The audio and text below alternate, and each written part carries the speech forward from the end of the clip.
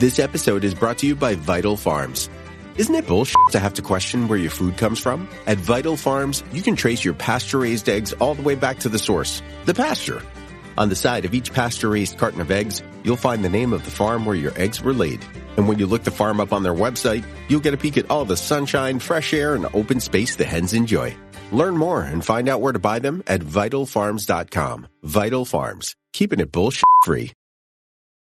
This episode is brought to you by Kia's first 3-row all-electric SUV, the Kia EV9, with available all-wheel drive and seating for up to 7 adults, with a 0 to 60 speed that thrills you 1 minute and available reclining lounge seats that unwind you the next. Visit kia.com/EV9 to learn more. Ask your Kia dealer for availability. No system, no matter how advanced, can compensate for all driver error and or driving conditions. Always drive safely.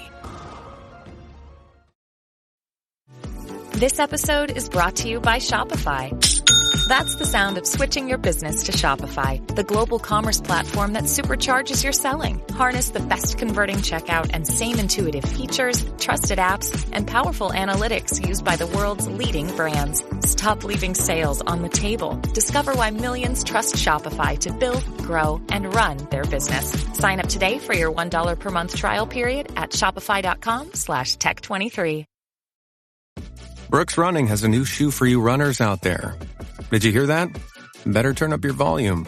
In fact, turn it up to the max. Introducing the all-new Ghost Max. It's got all kinds of things to make your knees and ankles feel protected. Like Max Cushion, Max Soft Landings with DNA Loft V2 foam, and Max Smooth Rides with their Glide Roll Rocker. Feel better on your run with Ghost Max. Learn more at brooksrunning.com. This episode is brought to you by Klaviyo, the platform that powers smarter digital relationships. With Klaviyo, you can activate all your customer data in real time, connect seamlessly with your customers across all channels, guide your marketing strategy with AI-powered insights, recommendations, and automated assistance, deliver experiences that feel individually designed at scale, and grow your business faster. Power smarter digital relationships with Klaviyo. Learn more at klaviyo.com/Spotify. That's KLAVIYO.com/Spotify. LinkedIn presents. Welcome to the Human Capital Innovations Podcast. We're your source for personal, professional, and organizational growth and development, where we share original research, explore industry trends, and interview executives and thought leaders from across the globe. We hope you join us often for practitioner-oriented content around all things related to leadership, HR, talent management, organizational development, and change management. Maximize your personal and organizational potential with Human Capital Innovations Podcast.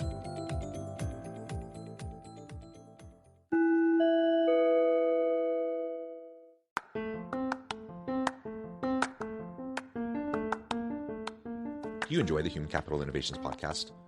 Enjoy ad-free listening by going to the Patreon page, and please consider contributing even at the producer or sponsorship level. And please leave a review. Thank you for your support.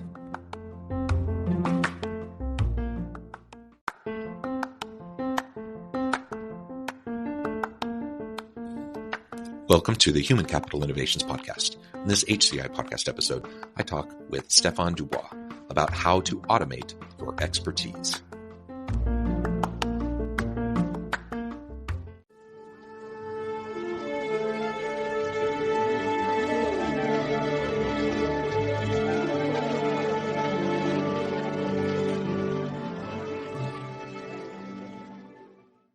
Stefan Debois, welcome to the Human Capital Innovations Podcast. Thank you, John, for having me.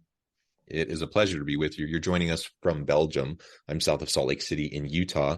And today we're going to be talking about how to automate your expertise. This is a general concept that I think is really powerful, one that I'm excited to explore with you today.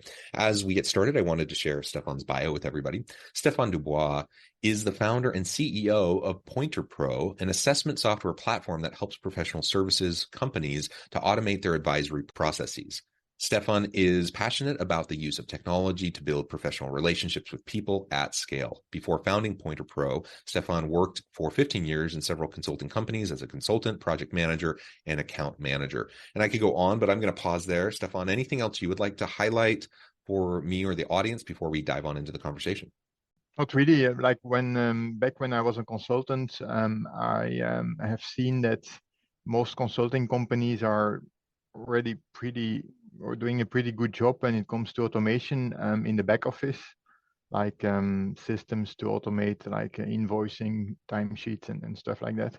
But when it comes to the actual client work, giving the advice, working with clients, then there's not so much automation yet. And that's something that we want to tackle with Point of Pro. It's automating really the advisory process, the core process of what the consultant actually does.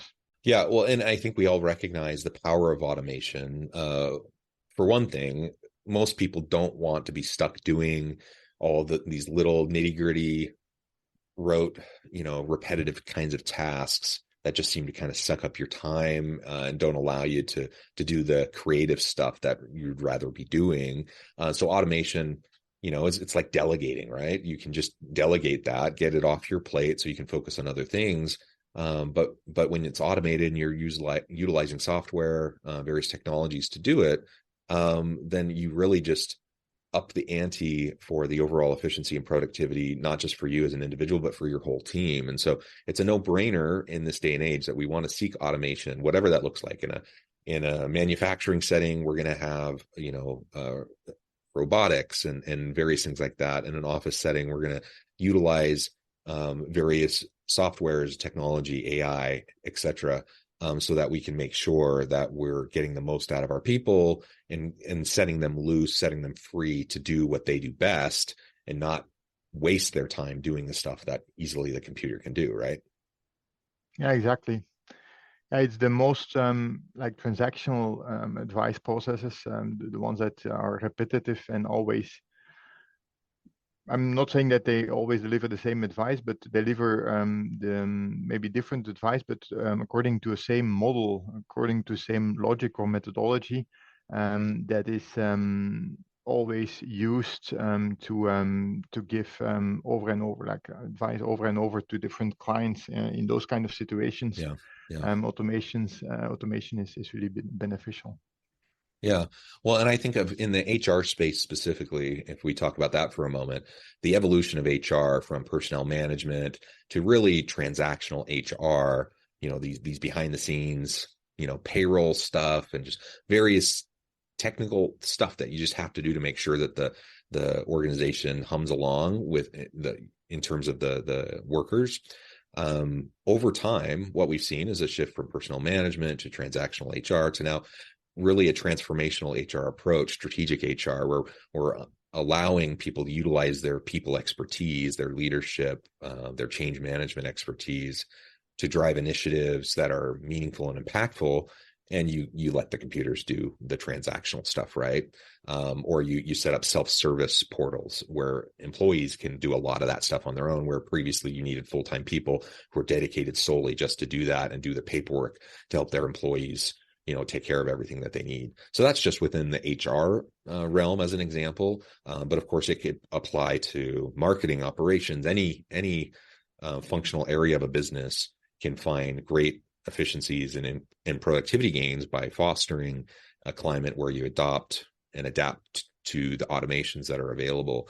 Maybe you can tell us a little bit more. I mean, certainly at Pointer Pro, you have your own approach. So you feel free to tell us more about that. But just generally speaking, when we talk about automation, how have you seen things shift and change over time, say over the last decade or so, in terms of the types of tools that are available, the types of automations that can help organizations just be more efficient, more productive, and unleash their people to focus on what matters the most? Yeah, of course. Back when I was consulting in consulting firms, we were responsible for implementing like these huge enterprise systems in mostly at big customers like Nestle or Atlas Copco.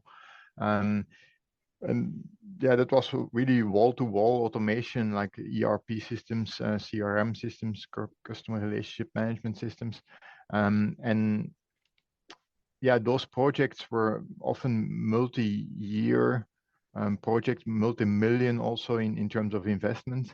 And I'm not saying that those are, I would certainly recommend to do this again for these companies.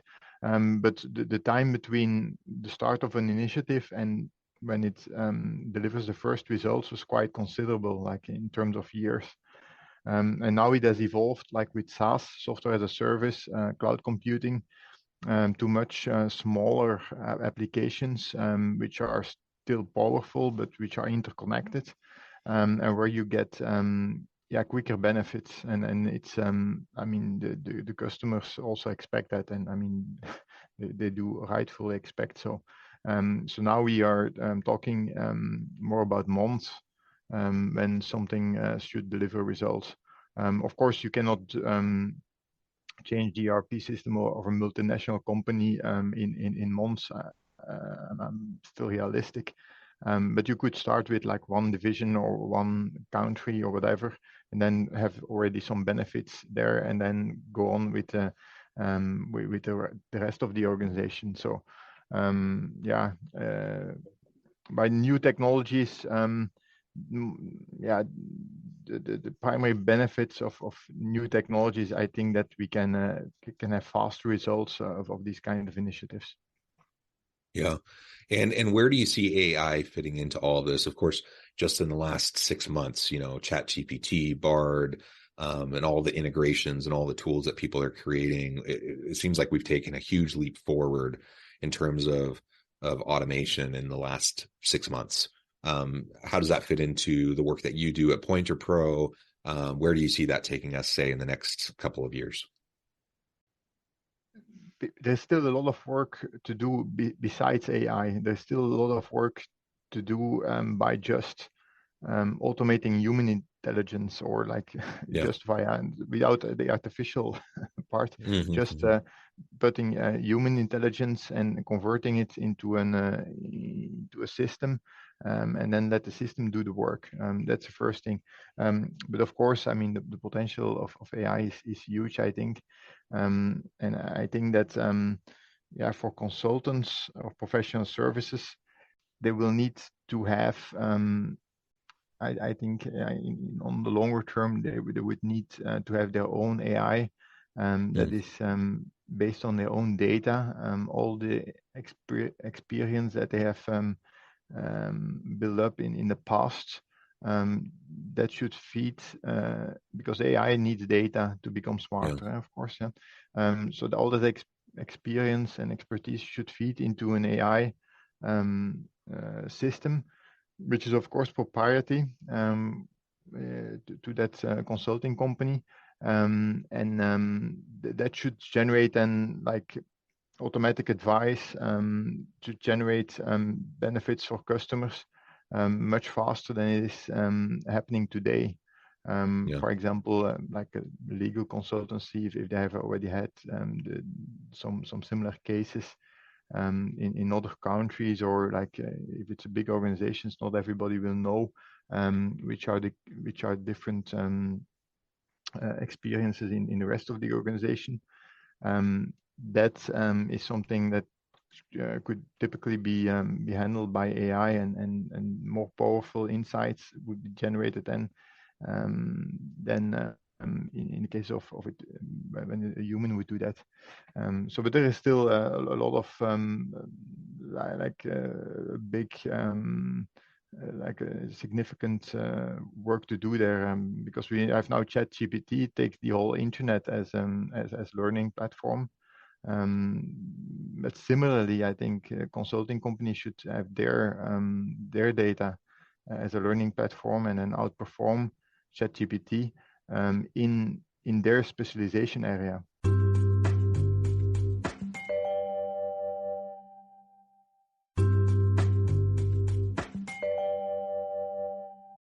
Reboot your credit card with Apple Card, the credit card created by Apple. It gives you unlimited daily cash back that you can now choose to grow in a high-yield savings account that's built right into the Wallet app. Apply for Apple Card now in the Wallet app on iPhone and start growing your daily cash with savings today. Apple Card subject to credit approval. Savings is available to Apple Card owners subject to eligibility requirements. Savings accounts provided by Goldman Sachs Bank USA. Member FDIC. Terms apply. It's time to say goodbye to hold music. And say hello to fast customer support with Service Cloud. With trusted AI and data working together, you can skip long wait times and deliver efficient, personalized service right away. All while keeping support costs low and more customers happy. Reimagine your customer support with the #1 AI CRM for service. Learn what's possible at salesforce.com/products/service. Well, yeah, I think that's absolutely right. And there's all sorts of security and data concerns related to that, right? In terms of proprietary data within an organization.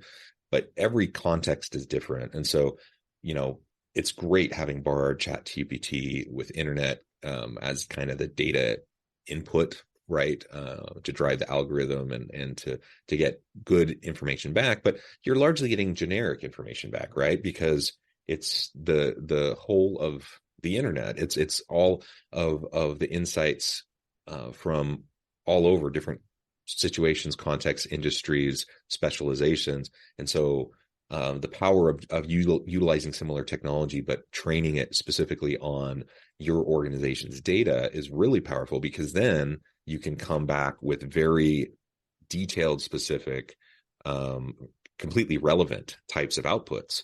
Whereas, ChatGPT, sometimes you just get fairly generic sounding types of stuff that's not actually going to be helpful in your situation or in your context.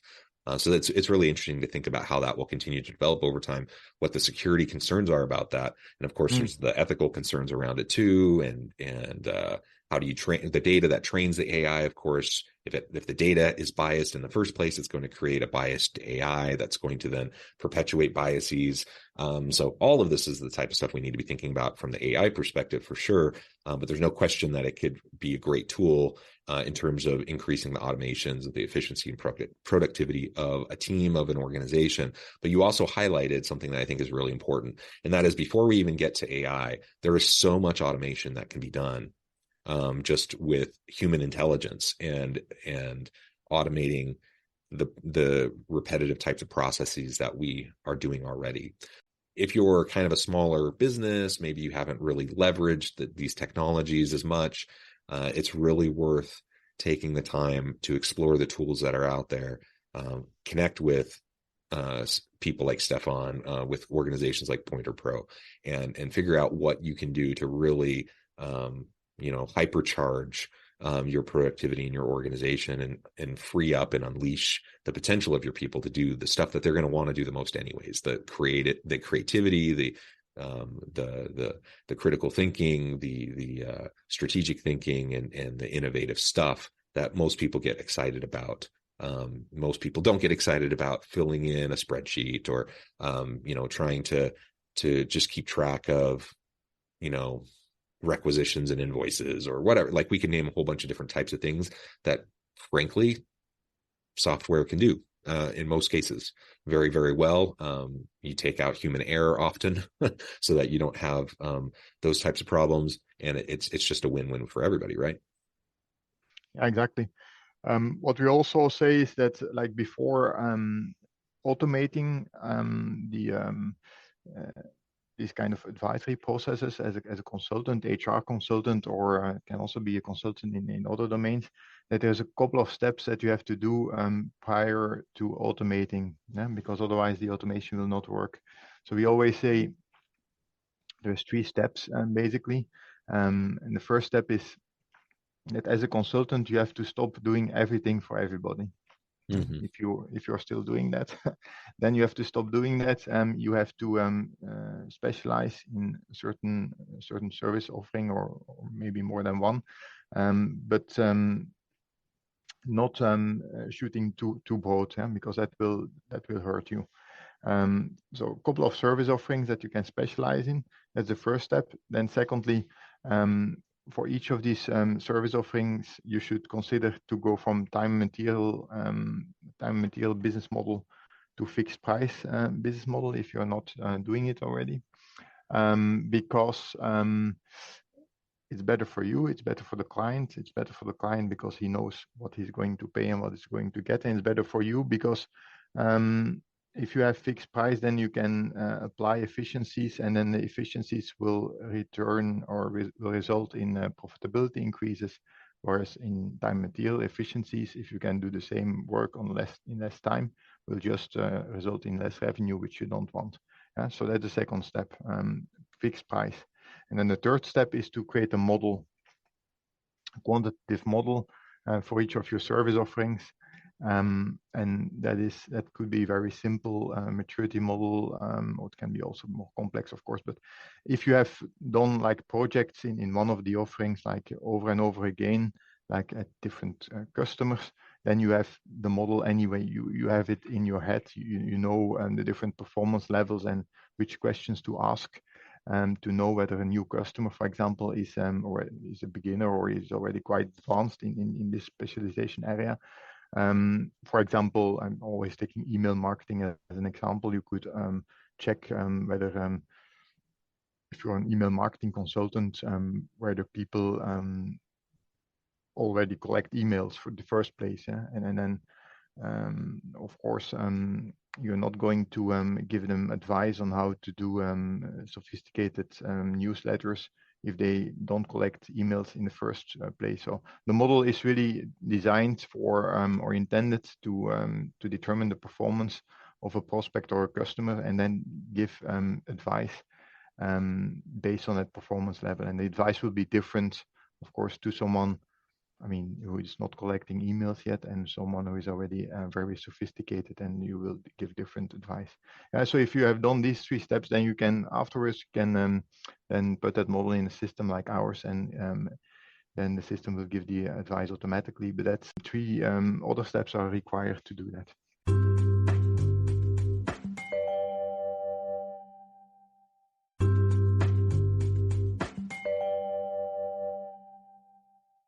Yeah, that's excellent. And I'm wondering, as we think more about this, you start the process. So if you're not doing anything, start with those 3 steps, like you said, and then we can fine tune as we go, and we can start to leverage different tools. What do you see as some of the biggest barriers, the biggest challenges that organizations, that leaders are facing as they're trying to think around these issues of automation, how it's going to impact their teams? I do think there's a healthy level of fear that certain people have around automation. People, team members feeling concerned about losing their jobs because their jobs are going to be automated away, and team leads, having to deal with those dynamics. That's just one example, but what are some of the types of challenges that you see organizations and leaders facing as they're trying to move down this path towards more appropriate automation? Yeah, perhaps the first one is that we have also conducted a study where we asked these kind of questions on how they, what their thoughts were about automation. And there's quite some that say like, my job or like my work cannot be automated because like it's always different at different customers. The situation is different. So the projects are always different. There is no for that reason, there is no automation possible. That's a challenge that is not true in the sense that, of course, like the actual advice that you give and the work that you do for customers will be each time different, but it's your task as a consultant to discover the model, which is like the commonalities which are under the hood, so to say, and which are similar to every customer. That is your responsibility, and if you stick to the same service offering, then you will discover it after you have done the same type of projects over and over again. So that's the first thing. Like a second challenge is to the fear that the human interaction will disappear by automating. Of course, if you automate the invoicing process and the timesheet process, that is like in the back office. But if you automate also like the advice delivery, then the customer can already get advice by like digitally by answering questions and getting then an advice report as a result from that. Whereas in the past that would be done by consultants. That's an attention point, I think. So that's a valid point. What we say then is that the result of the first assessment or the most transactional advice delivery, that result should be then in next step discussed with the consultant in a face-to-face meeting, and then you free up the time from the consultant to do more valuable stuff. And that relates also to your remark then to the consultant or people fearing to lose their job. We don't see that so often as an issue, because we are in the war for talent here in Europe, also in the US. Consultancies, I've spoken with Deloitte last week with a partner at Deloitte. They are all struggling to get people, the fact that you say to consultants that transactional work will be taken out of their hands and then given to a system, to a specialized software tool, I mean, they will not be opposed to that. Yeah. I think it's always something that we just have to navigate, and depending on the culture of your team and the personalities within your team, it may be more or less challenging. I do think it's important that we foster a culture of continuous improvement, continuous ongoing learning. And part of that means that we're constantly learning how to be more productive, more efficient, how to utilize the existing tools that are out there. And so if we have people that are resistant to that because they're scared about the possibility of becoming irrelevant, that their jobs will go away, I mean, it's almost a self-fulfilling prophecy, because if you're not constantly learning, you're almost guaranteeing that you will become irrelevant and that your job will go away.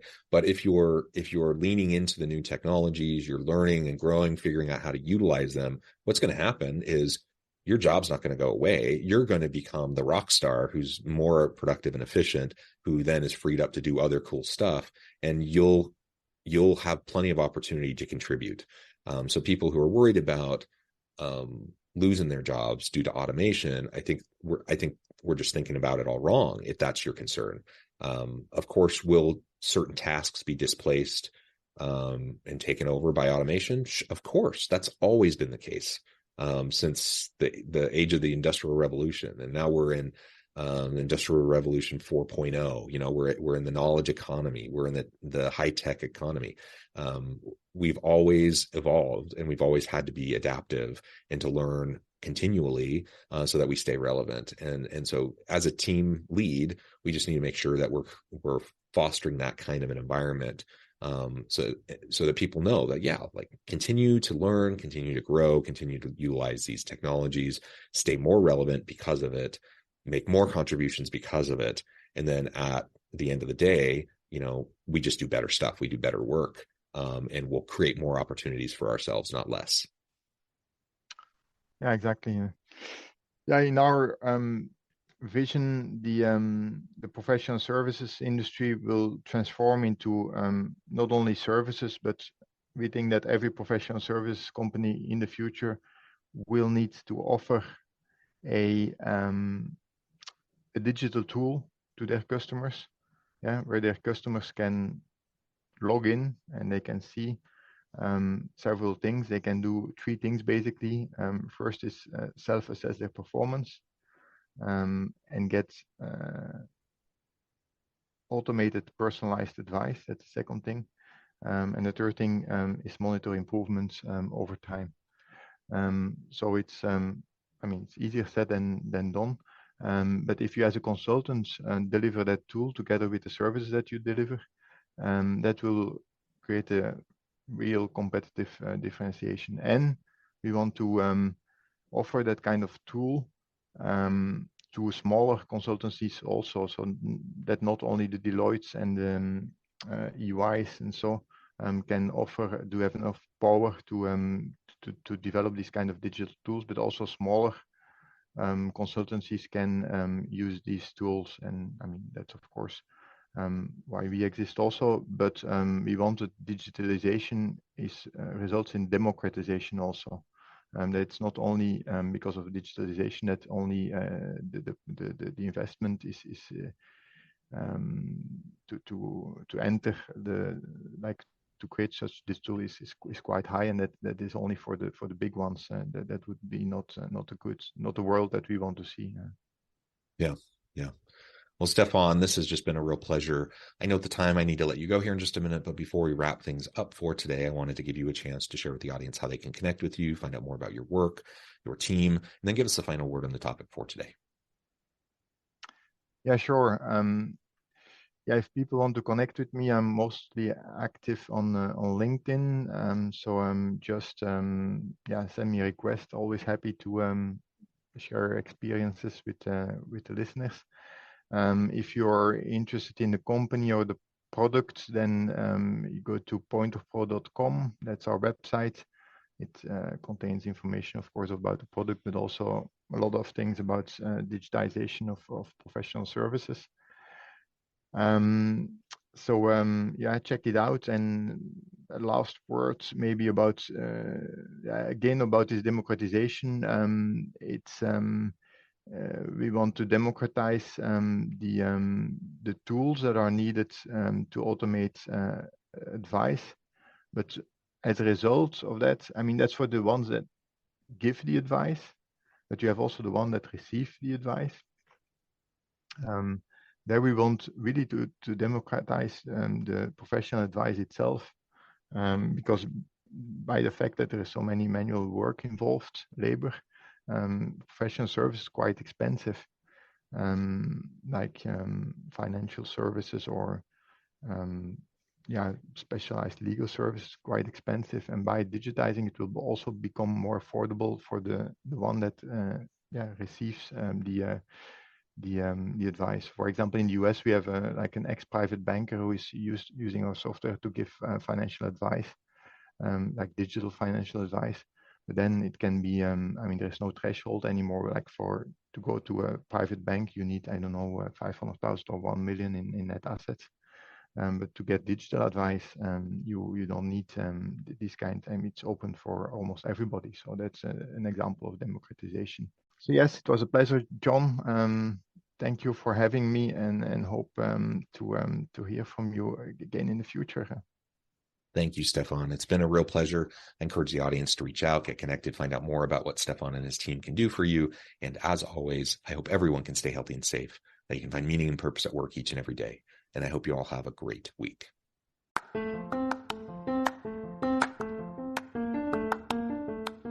You enjoy the Human Capital Innovations podcast? Enjoy ad-free listening by going to the Patreon page. And please consider contributing even at the producer or sponsorship level. And please leave a review. Thank you for your support.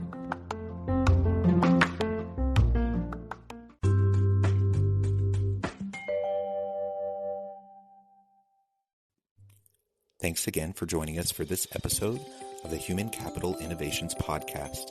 I hope you stay healthy and safe and that you have a great week.